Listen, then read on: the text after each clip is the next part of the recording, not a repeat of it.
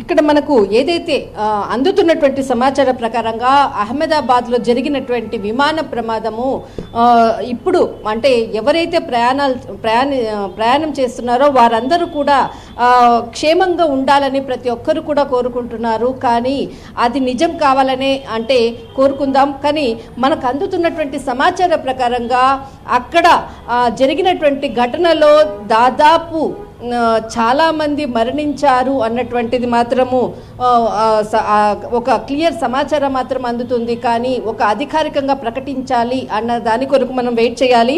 అయితే ముఖ్యంగా ఇక్కడ ఏదైతే రెస్క్యూ టీమ్ అనుకోవచ్చు, దాదాపు మనకు ఈ ఆపరేషన్లో ఒక చీఫ్ ఫైర్ ఆఫీసరు, తర్వాత 2 ఫైర్ ఆఫీసర్స్కి సంబంధించింది, 4 డిప్యూటీ ఫైర్ ఆఫీసర్సు, 15 స్టేషన్ ఆఫీసర్లు, 337 మంది ఫైర్ మెన్లు, తర్వాత 60 అగ్నిమాపకకి సంబంధించినటువంటి ఫైర్ ఇంజన్లు, ఇంత రెస్క్యూ టీమ్ అంతా కూడా మొత్తం కూడా మోహరించినటువంటి అంటే ఎయిర్పోర్ట్ అంతా కూడా మోహరించినటువంటి పరిస్థితి, మంటలను ఆర్పేటటువంటిది, అక్కడ ఏదైతే బిల్డింగ్ పై విమానం కూలిందో దానికి సంబంధించినటువంటిది మొత్తం అంతా కూడా మంటలను ఆర్పేటటువంటిది ఒకవైపు జరుగుతుంది. మరికొంత అక్కడైతే ఏదైతే మృతదేహాలు అనుకోవచ్చు, గాయపడినటువంటి వాళ్ళని అనుకోవచ్చు, అంటే ఏదైతే హాస్పిటల్కి తీసుకెళ్లేటటువంటిది కూడా వీళ్ళందరూ కూడా సహాయం చేస్తున్నటువంటి పరిస్థితి ఒకవైపు.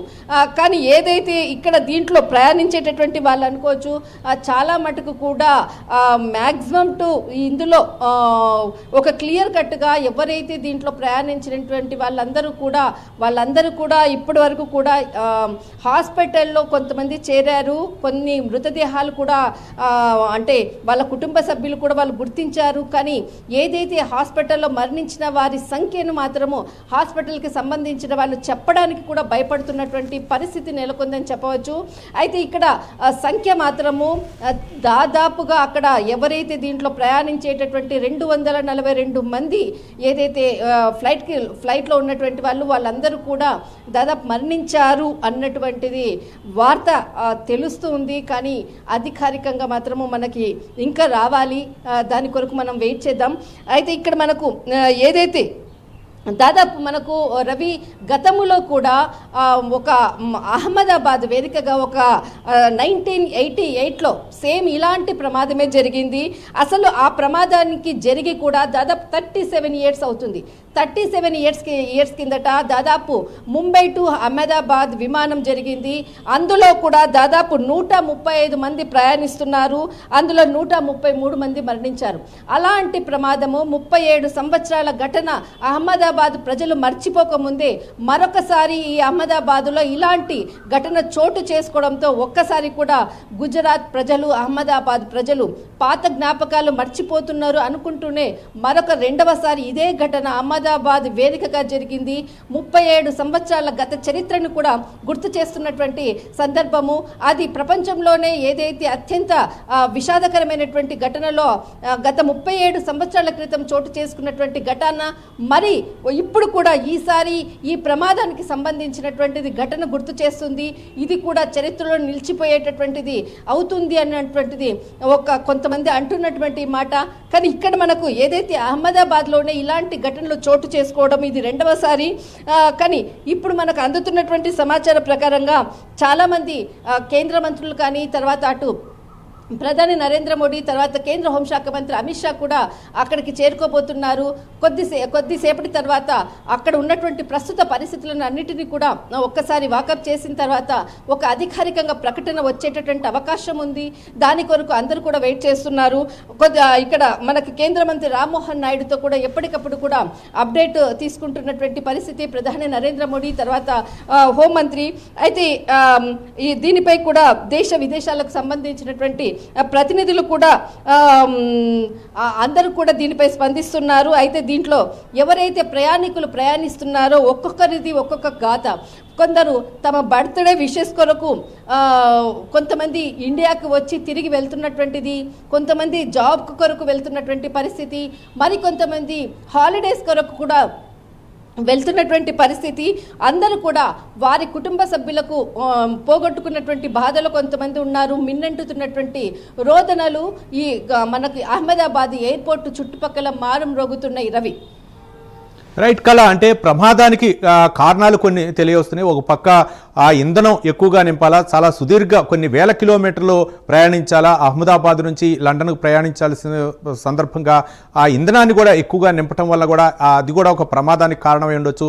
మరోపక్క డ్యూయల్ ఇంజిన్ ఫెయిల్ అయినట్లు కొంత సమాచారం అందుతుంది.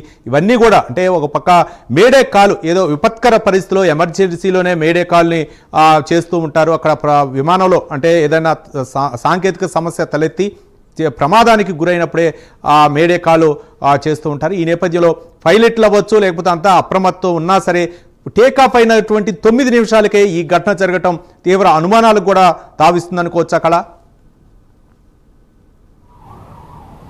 ఖచ్చితంగా రవి, ఏదైతే సాంకేతిక పరమైనటువంటి సమస్యలు ఉన్నాయి అని అంటే దాదాపు ఒక ఇంజన్ ఫెయిల్ అయినప్పుడు రెండవ ఇంజన్ ద్వారా దాన్ని కంట్రోల్ చేసుకునేటటువంటి వ్యవస్థ ఖచ్చితంగా ఉంటుంది. అది పైలట్కి ఖచ్చితంగా ఒక హెల్పింగ్, అంటే వాళ్ళ టోటల్ టీం అంతా కూడా ఉంటుంది. అంటే ఒక పైలట్ తన అంటే ఒక టెన్షన్లో ఉన్నప్పుడు ఇంకొక పైలట్ కూడా తనకి హెల్పింగ్ కొరకు కూడా ఖచ్చితంగా ఉంటారు. ఖచ్చితంగా ఏదైతే మొదటి ఇంజన్ ప్రాబ్లం వచ్చినప్పుడు టేకాఫ్ చేసే టైంలో వచ్చినప్పుడు సెకండ్ ఇంజన్కి సంబంధించింది కూడా తన అంటే సెకండ్ సంబంధించినటువంటి ఇంజన్ సహాయాన్ని కూడా తీసుకోవడానికి కూడా అవకాశం ఉంటుంది. కానీ కొద్దిసేపటికే టేకాఫ్ అయ్యేటటువంటి సమయంకే ఈ విధంగా జరగడం అన్నది ఇక్కడ దీనికి సంబంధించినటువంటి పూర్తిగా కూడా అంటే సమాచారాన్ని తీసుకునే విధంగా కూడా ఎయిర్ ఇండియా విమాన ప్రమాదంపై Aircraft Accident Investigation Bureau AAIB దీనికి సంబంధించినటువంటి దర్యాప్తు కూడా ప్రారంభించింది. దీనికి సంబంధించినటువంటి AAIBకి సంబంధించినటువంటి దర్యాప్తు కొద్దిసేపటి క్రితమే దీని గురించి మొత్తం సమాచారం తీసుకుంటున్నారు. అసలు దేనివల్ల ఈ ప్రమాదం జరిగింది అన్నటువంటిది వాళ్ళు ఇచ్చేటటువంటి అప్డేట్ కూడా కొంత సమాచారం కూడా రావాల్సి ఉంది. కానీ మీరు అన్నట్లుగా ఏదైతే టెక్నికల్ ఇష్యూకు కానీ తర్వాత అక్కడ ఉన్నటువంటి పరిస్థితులను కానీ దేనివల్ల ఈ ప్రమాదం జరిగింది అన్నది మాత్రం ఖచ్చితంగా ఇప్పటి వరకు కూడా ఇంకా సమాచారం లేదు. కానీ AAIB ఇన్వెస్టిగేషన్ ప్రారంభమైంది. మరి కొద్దిసేపట్లో మనకి కొంత సమాచారం వచ్చే విధంగా ఉంది. కానీ పూర్తి సమాచారం రావడానికి మనకు కొంత అంటే దాదాపు ఒక 3-4 గంటల్లో ఒక క్లియర్ సమాచారం కూడా రావాలి. రైట్, థ్యాంక్ యూ కళ.